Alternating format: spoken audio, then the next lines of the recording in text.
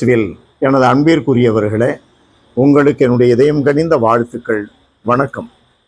இன்றைய நம்முடைய சிந்தனைக்கு லூக்கா நற்செய்தி 12வது அதிகாரம் 49 53 முடிய, மண்ணுலகில் தீ மூட்ட வந்தேன், அது இப்பொழுதே பற்றி எரிந்து கொண்டிருக்க வேண்டும் என்பதே என் விருப்பம். அன்பானவர்களே, என்ன விதமான தீ ஆண்டவர் இயேசு மூட்ட வந்தார்? மனிதனுடைய உள்ளத்திலே தூய ஆவியின் ஆற்றலை பொழிய வந்தார். நெருப்புகளுக்கெல்லாம் நெருப்பு அந்த தூய ஆவிதான். அந்த தூய ஆவியானவர் ஒரு மனிதனுடைய உள்ளத்திலே இறங்கிவிட்டால் உண்மைக்கு, நீதிக்கு, அன்புக்கு அவன் சாட்சியாக உயிரை கொடுக்கிறான். அந்த தீ பற்றி எரிய வேண்டும் என்று விரும்புகிறார் இயேசு. அப்படி இல்லைன்னா தூய ஆவி என்ற தெய்வீக அதிர்வுகள் நம்மில் இறங்கி நிரம்பாவிட்டால் நம்முடைய வாழ்க்கையில என்ன நடக்கும்? நெருப்பு இல்லாமல் எதையும் சமைக்க முடியாது. நம்ம வயிற்றுக்கு சாப்பிடுகிற சாப்பாட்டை சமைக்கிறதுக்கு நெருப்பு, இந்த நெருப்பு போதும்.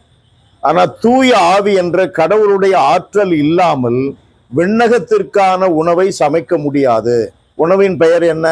பரோட்டா, சப்பாத்தி, இட்லி, தோசைங்கிற மாதிரி, பிரியாணிங்கிற மாதிரி உண்மை, நீதி, அன்பு, சமாதானம், சகோதரத்துவம் இவைகளெல்லாம் தூய ஆவியின்றி வெளிப்படாது. வார்த்தையிலும் வெளிப்படாது, போலித்தனமான வார்த்தைகளில் தான் வெளிப்படும். இல்லாவிட்டால் வார்த்தைகளில் வெளிப்படாது, அதன்படி நடக்க முடியாது, செயல்பட முடியாது, செயல் அளவில் அது வரவே வராது. அந்த தீ பற்றி எரிய வேண்டும் என்று விரும்புகிறேன் இயேசு சொல்லுகிறார். நிலை வாழ்வை இப்பொழுது நாம் சமைக்க முடியும்.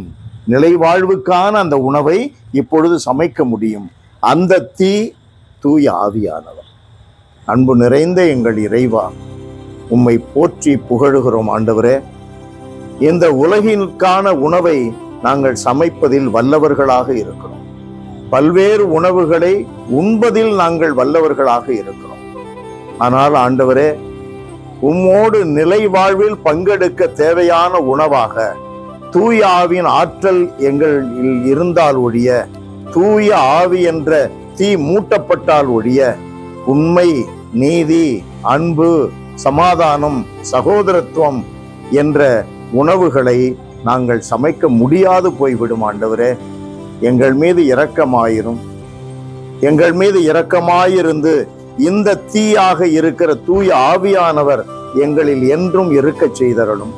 இயேசுவின் நாமத்தில் ஜெபிக்கிறோம் பிதாவே. ஆமென், ஆமென்.